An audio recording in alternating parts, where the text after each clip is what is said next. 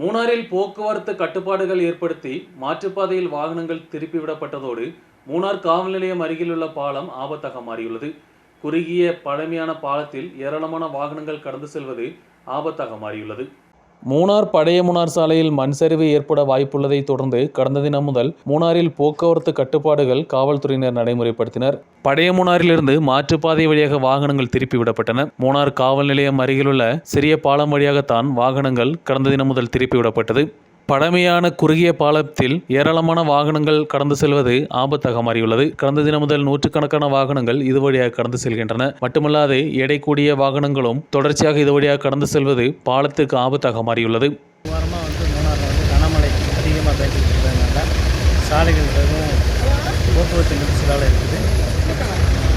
பழைய மூணார் பக்கத்தில் சிஎஸ்ஐ சர்ச்சுக்கு அதிகமாக மண் அடிச்சிட்டு இருக்கிறதுனால இப்போ அந்த போலீஸ் ஸ்டேஷன் நியர்பையில் இருக்கக்கூடிய இந்த சின்ன குறுகின பாலத்தில் தான் இருக்கக்கூடிய அனைத்து வண்டிகளும் செல்லுது.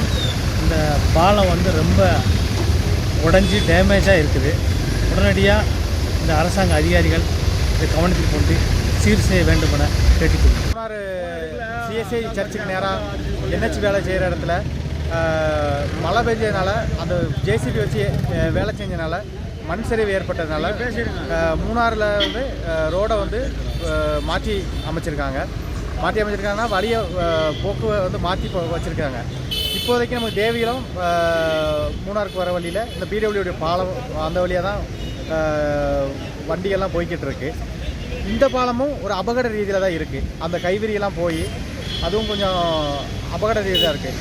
டெய்லியும் ஆயிரக்கணக்கான வண்டிகள் போகிற அந்த இடத்துல அபகடம் ஏற்படுறதுக்கு முன்னாடி பந்தப்பட்ட அந்த அதிகாரிகள் இந்த பாலத்தை சரி செய்து போக்குவரத்துக்கு பாதகம் இல்லாத அளவுக்கு கொண்டு போகணும்னு அபேசிக்கிறோம்.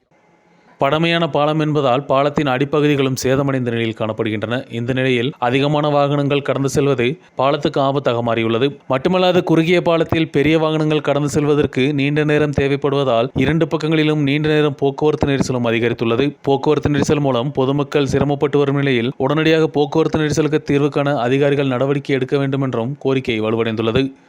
News bureau, Munnar.